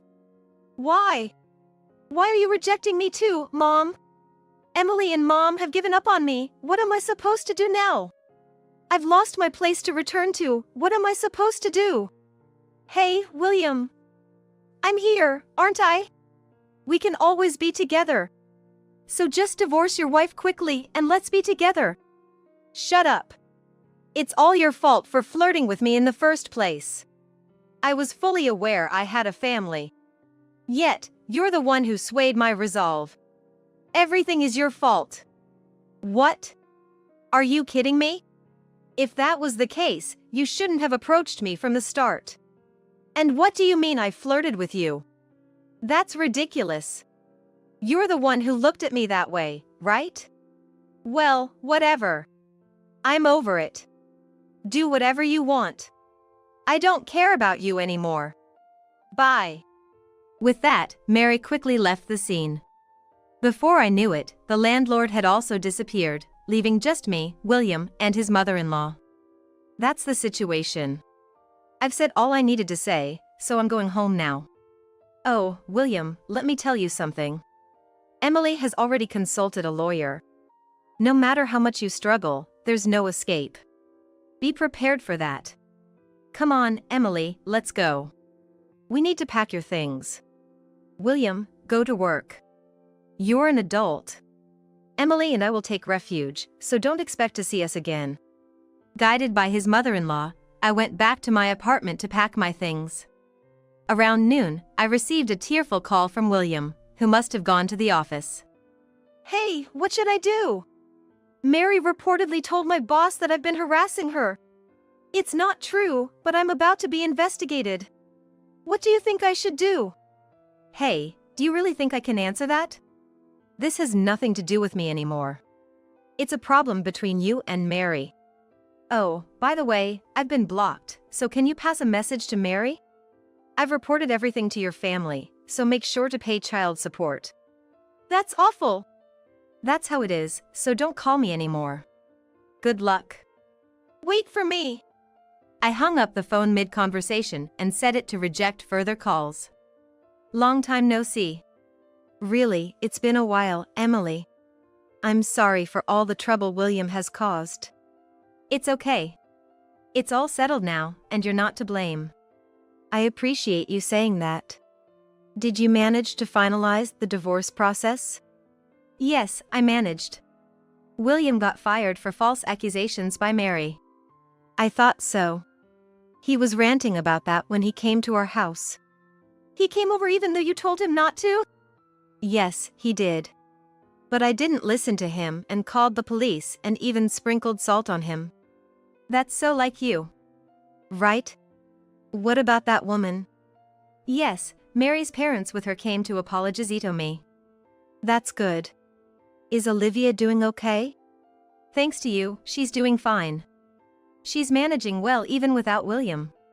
Recently, he's been away a lot, hasn't he? I wonder if Olivia even cares? I think so. Towards the end, she didn't even ask about her father. That's terrible of William, making his daughter feel that way. He used to be a good father, but what can we do now? I plan to live my life facing Olivia properly. I'm sorry for the trouble. But I'm relieved we can meet like this occasionally. If you ever have any trouble with Olivia, let me know. I'll help however I can. Thank you. Olivia still sees you as her beloved grandmother. I'm a doting grandmother, after all. Occasionally meeting with my mother-in-law like this, we share updates and live happily. I keep Olivia's well-being my top priority and plan to continue living that way. Nadia. You're slacking off again. Shoot, it's Kelly. I instinctively try to stand up, but my body won't move. As the sliding door opens, Kelly enters with an angry voice. What are you resting for, being just a daughter-in-law? Kelly strides over to me. Then, she does something unbelievable. She yanks away the cushion I'm sitting on. Huh? I fall back onto the mat as the cushion is pulled away. I instinctively protect my stomach with my hands, but feel a sharp impact on them. It seems Kelly kicked me in the belly as I fell. Get up already. With that nuisance of a belly, I should give you another one. I had given up hope, but someone was watching this situation. The person made Kelly sit down and scolded her sharply. This stupid. Thanks to the person, I was saved. My name is Nadia, and I'm 30 years old, currently pregnant. Despite some health issues due to the pregnancy, the joy of carrying the baby of the person I love keeps me going. Nadia, you okay? If you feel bad, say it right away. Yeah, thanks. Right now, we are on our way to my parents' house to announce the pregnancy. My husband, Tom, is driving and keeps checking on me. Of course, the first person I told about the pregnancy was Tom. When I told him after he came back from work, he was so happy despite being tired. A boy or a girl? Doesn't matter. Just as long as they're born healthy. I remember tearing up seeing him get emotional. Will the people we're about to tell be just as happy? Feeling nervous? Yeah. A little. Tom smiles at me, and I respond with a faint smile. If we were going to tell my biological parents, maybe I wouldn't be this nervous. It's a bit complicated. I lost my mother when I was young. Since then, my father has been raising my brother and me on his own. It must have been incredibly hard. I love my father so much. So when my brother moved out after getting married, and it was my turn, I worried about leaving my father alone. Dad, wanna live together? After discussing it with Tom, I offered this to my father. But his response was unexpected. I've been thinking of remarrying. Apparently, he had been close with a woman for a while. And so, I got a new mother. When we arrived at my parents' house, my new mother greeted us. Hello, welcome. Mom, long time no see. Though I call her Mom, it feels awkward every time. She became my mother after I moved out, so I've barely met her. And unlike my laid-back father, she always seems strict. To put it simply, she's not easy to deal with. Today, I have something I want you all to hear. Beside my father sat my new mother, and beside me, Tom. After we all sat down facing each other in the living room, I nervously made my announcement. Oh, what is it? Well, it's still early, but I'm pregnant. Really? Congratulations. That's great. My dad's face lit up with his usual laugh lines, clearly delighted. I'm finally gonna be a grandpa. Guess it's about time I got old. I can't believe I'm gonna be a father. I'm so excited. While Tom and my dad were chatting away happily, I quietly observed my mom's reaction. She was expressionless, hard to read. What was she feeling right now? As I wondered, she suddenly stood up and left the room. Should I follow her? As I hesitated, she quickly returned. In her hands were a thin blanket and a cushion. Nadia, use these. But this room gets surprisingly cold. Oh, thank you. I felt a bit happy realizing she was concerned for me. Yet, my mom always had a stern look. Was it her cold, business-like demeanor that made her seem unapproachable? A simple congratulations would have made me happier. Maybe then, we could have gotten closer. I was thinking such wishful thoughts. We planned to leave right after the announcement, but my brother and his wife Kelly visited, changing our plans. Tom and I live about an hour's drive from my parents' house. In contrast, my brother and Kelly live just a 5-minute drive away. They often visited on days off, like today. It was an unexpected encounter, but a good opportunity, so I shared the news of my pregnancy. No way! Darn, you beat me to it. That's frustrating. I chuckled at my brother jokingly expressing his disappointment. Kelly lightly tapped his head. What are you talking about? First, congratulations. Congratulations, Nadia. Thank you. Kelly had a vibe similar to my mom's. Straightforward and kind, but somewhat intimidating. But honestly, I'm envious. We've been trying with no luck. Just getting older over here. At this rate, we'll be old before we know it. I'm only 2 years younger than you. Thanks for the consolation. Kelly sometimes made self-deprecating comments like this. I always find it hard to respond in these moments. Well, we should probably get going, Tom. Yeah, sounds good. As we were about to leave, my parents and my brother's family offered to see us out. I felt a bit dizzy, maybe from the pregnancy or just the tension. I needed to be careful not to fall. I was holding on to the handrail for safety when suddenly, I felt a heavy impact on my right shoulder from behind. Ouch! I almost stumbled but managed to stay upright thanks to the handrail. Sorry. Nadia. I accidentally tripped and bumped into you. Are you okay? Yes, I'm fine. It was Kelly who had bumped into me. Tripped?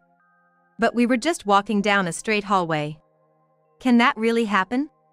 Normally, wouldn't you grab the handrail or the person next to you if you were about to fall?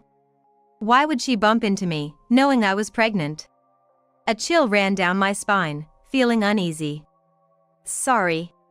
Oh, you don't think I did it on purpose, do you? Don't look at me like that. It's okay. I'm fine. I couldn't accuse her without proof. Maybe it was just an accident. With that, we left my parents' house without saying anything else. After getting home, I took some time to think. Maybe I'm being a bit oversensitive because of the pregnancy. I've always gotten along okay with Kelly. There are things about her that I find difficult, but we've never really had a problem. I'm sure that feeling of malice I sensed was just in my head. I tried to convince myself of that. But after that, I started encountering strange things more often, and with each incident, my distrust towards Kelly grew. The first odd thing was about my personal belongings left at my parents' house. Turns out, they were somehow thrown out in the garbage. It was my mom who contacted me. I found some clothes that looked familiar in the trash. I picked them up, but what do you want to do with them? Can you leave them as they are? I'd like to check them. Later, when Tom and I went to check, they were indeed my belongings. Both my mom and dad said they would go into my room, but they wouldn't throw anything away without asking. So, who did? Well, the day before the garbage day, Kelly came over to visit. Oddly enough, she was alone. What? My heart raced. Previous incidents came flooding back. My mom looked at me silently, then said something as if she had sensed something. Maybe I shouldn't have said that. It's not good to suspect without proof, but maybe you should ask. What will you do? What can I do? It bothered me. But I didn't want to stir up unnecessary trouble. It's okay. She probably just came over to visit. All right. Then, for a while, nothing happened. Fortunately, my pregnancy was going well, and the baby was growing healthy. Before I knew it, I was already 8 months pregnant.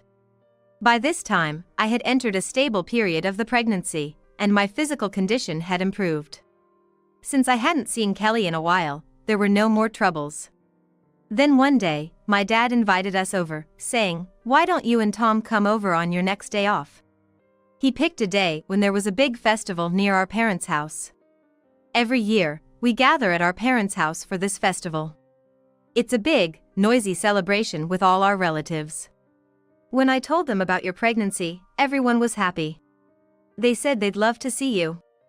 But of course, your health is most important. Standing for a long time was difficult with my growing belly. But otherwise, I had no problems. I think we'll go. Great! Everyone will be so happy. With Tom's agreement, we visited my parents' house after a long time. Long time no see, Nadia. Congratulations. Wow, you've grown. This is going to be a healthy, fine baby. Every relative I met congratulated me. There were relatives I could only see on this day. I was so happy that I moved around more than I should have. Nadia, aren't you moving too much? Isn't your belly tight? It was my mom who pointed it out to me, as I hadn't even noticed the tightness in my belly. Oh, true. It might be a bit tight. Do take care. You're this child's mother, after all. Mom said sternly, then took my hand and led me to the next room. There was a mattress in that room. Lie down for a bit. Thank you. I could hear everyone's voices from the slightly distant room. Lying down, I realized I was more tired than I thought. I felt like I could fall asleep right there. As my head started to get fuzzy and I began to doze off, I felt a light tap on my head. Huh? When I opened my eyes, there was Kelly with a stern face. Hey! What are you doing here? Everyone's come to see Nadia, right? Sleeping is just selfish. Come on, get up. But... Without giving me a chance to refuse, Kelly dragged me out and back to the relatives. Oh, Nadia! Where have you been? Surrounded by everyone, I couldn't say I wanted to rest, so I just joined the conversation, forcing a smile. As I moved and stayed standing, I could feel my belly getting tighter again. This wasn't good. I tried to leave several times, but each time Kelly stopped me. Really? You always try to be alone. Do you dislike everyone that much, Nadia? Accused like this, there was no way I could leave. I stayed as long as I could, and when Kelly went to the bathroom, I finally escaped to another room. I really wanted to lie down in the room, but I couldn't risk it. I didn't know when Kelly might come back. Struggling to keep my balance, I managed to sit down on a cushion I brought from the room. I sighed quietly. Honestly, I wanted to lie down, but I couldn't risk Kelly finding me. I didn't know what she would say to others if she saw me lying down. She had been subtly putting me down since earlier. This place felt like a battlefield to me. I couldn't let my guard down for a second. Keep it together. But contrary to my resolve, my belly kept getting tighter. It wasn't painful, but I could feel it hardening. I was only 8 months pregnant, not yet at full term. I couldn't afford to give birth now. I didn't want to put any more strain on the baby. But if I rested, who knows what would be said about me? When should I move? What should I do? While I was sitting there, hand on my belly, worrying. Nadia. Slacking off again. Shoot, it's Kelly. I tried to stand reflexively, but I couldn't move. With the sound of the sliding door opening, Kelly entered, her voice filled with anger. What are you resting for? Just being a daughter-in-law. Kelly strode toward me aggressively. But here in this house, I'm a daughter, not a daughter-in-law. That's what I thought, but the next moment, she did something unbelievable. She yanked away the cushion I was sitting on. Huh? The force of the cushion being pulled made me fall back onto the mat. Instinctively, I protected my stomach with my hands, but then felt a heavy impact on them. It was Kelly's foot. She had kicked towards my stomach as I fell. Luckily, her foot hit my hands, so the impact on my stomach was less. Get up already. With that nuisance of a belly, should I give you another one? She seemed to have no intention of pretending anymore. I knew I needed to get up quickly. But my heavy belly and the shock of what just happened slowed me down. You're so slow. As I was on all fours, Kelly clicked her tongue and raised her foot again. Stop! I couldn't react in time. I braced myself for the impact, curling up tightly. That's when it happened. Stop it! A loud, authoritative voice echoed in the room. Looking towards the voice, I saw my mother standing there, her expression fierce. Don't move! You hear me? My mother walked over briskly and crouched next to me. Mom! How's your belly? Did you hit your head? Are you okay? Any pain? Mom, with furrowed brows, checked over my body. Yes. I'm okay. Just scraped my leg a bit, nothing serious. Show me. But it's just a little. Just show me. I extended my right leg as told. It wasn't a big deal. When I fell, I couldn't break my fall properly because I was protecting my belly, so I just scraped my knee. It was a bit raw, but not a serious injury. I was relieved that the baby was okay.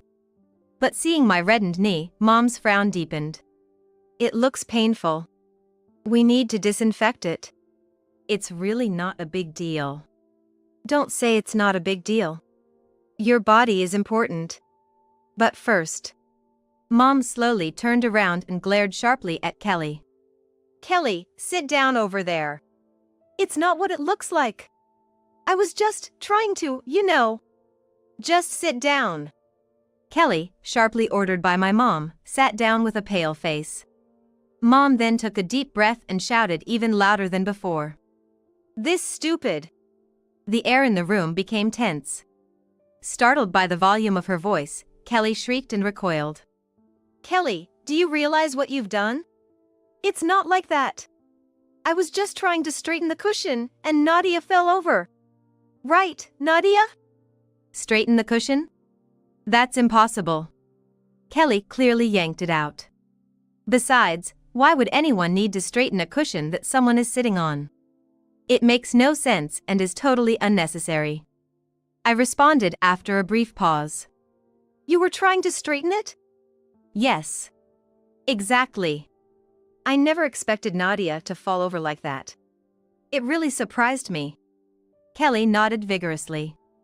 There was not a hint of remorse or concern in her expression, rather it seemed like she was insisting she had done nothing wrong. As if it wasn't her fault. Rather, it was clumsy of me to fall. It felt like I could hear Kelly's thoughts. She was planning to get away with it. But I was certain. Kelly had definitely done it on purpose. At that moment, I was terrified. Not just for myself, but for the baby in my belly. The thought of what could have happened if I hadn't protected my belly. If she had kicked me directly, it would have been chilling. I had so much I wanted to say to Kelly, but the words just wouldn't come out. Seeing my struggle, Kelly smirked. Look. It seems Nadia has nothing to counter with, so let's just end this topic here. We're about to run out of drinks, and I should go check on everyone. Just sitting there smugly earlier. And now using this as an excuse to escape. Kelly stood up hurriedly. Mom watched silently. She's going to get away. I have to say something. After all that happened, after putting my baby at risk, I couldn't just stay silent. In my panic and confusion, I managed to blurt out. You kicked me. Kelly turned back with a startled look. What are you saying, Nadia? You definitely kicked me, Kelly. Whether pulling the cushion was deliberate or not, I don't know. But you aimed for my belly. Wait, Nadia. Kelly came rushing towards me, flustered. Calm down, there must be some misunderstanding. I am calm. It's not a misunderstanding. You definitely kicked me. If Mom hadn't come in, you would have kicked me again. No way I would do that.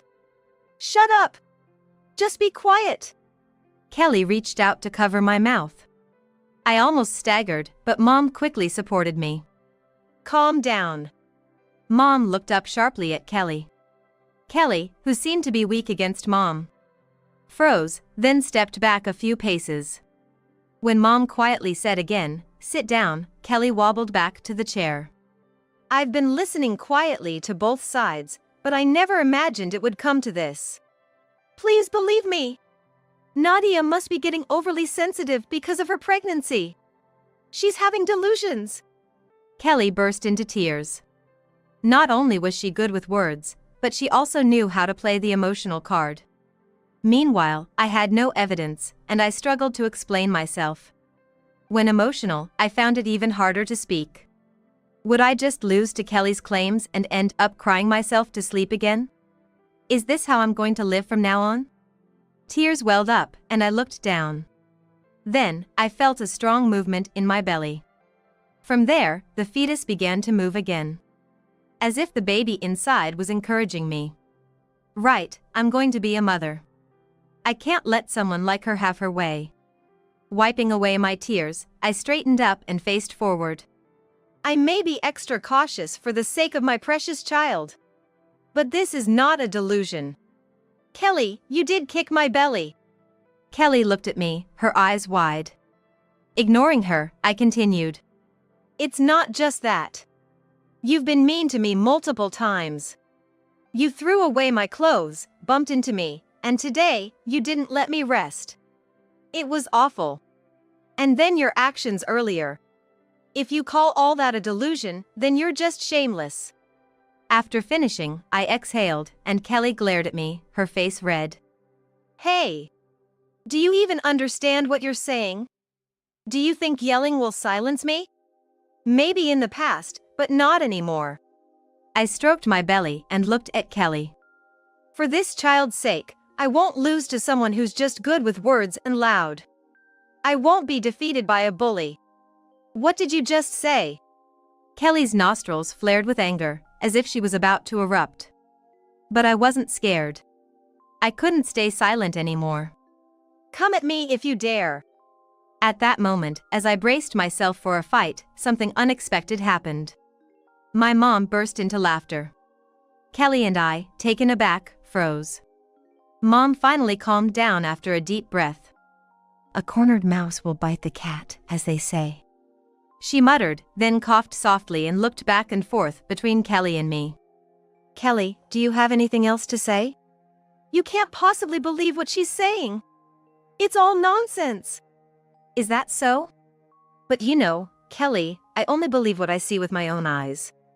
Then, you were resting, being just a daughter-in-law, was it? The words Kelly had hurled at me earlier while snatching away the cushion. Why would Mom know those words? I saw everything from the beginning. I was so shocked I could hardly breathe. I couldn't believe what I was seeing and couldn't move immediately. I'm sorry for frightening you, Nadia. Mom murmured an apology, and I quickly waved my hands, saying it wasn't her fault. Mom had witnessed everything, not just a part but all of it. So in front of Mom, Kelly had been spouting lies. Realizing the gravity of the situation, Kelly's face drained of color. I had been concerned about Kelly's attitude towards you, Nadia. But without proof and being an old woman, I thought it odd to interfere. I never imagined it would come to this. Even Kelly was speechless. I thought I might have to step in, but Nadia, you spoke up well. Oh, yes. That's what a mother looks like. You did great. Just like my daughter. Mom smiled warmly and nodded in approval. Seeing her gentle smile, I finally relaxed and burst into tears in her arms. Then, Tom, my brother, and Dad were called from the other room for an emergency family meeting. As a result, we decided to cut ties with Kelly. Mom would coordinate our visits to ensure we wouldn't cross paths. My brother, upon learning the truth, turned pale and repeatedly apologized to Tom and me. It turns out, Kelly's behavior stemmed from jealousy. She was upset that I was pregnant while she couldn't conceive. I couldn't forgive her, but I did feel some sympathy. Later, I gave birth safely. Tom cried with joy and stayed at the hospital every day. He quickly got used to taking care of everything except breastfeeding. Though it was a struggle up to the birth, I knew the real challenge was just beginning. Mom and I became much closer after that incident. I knew I had everyone's support. With their help, I want to raise our baby well.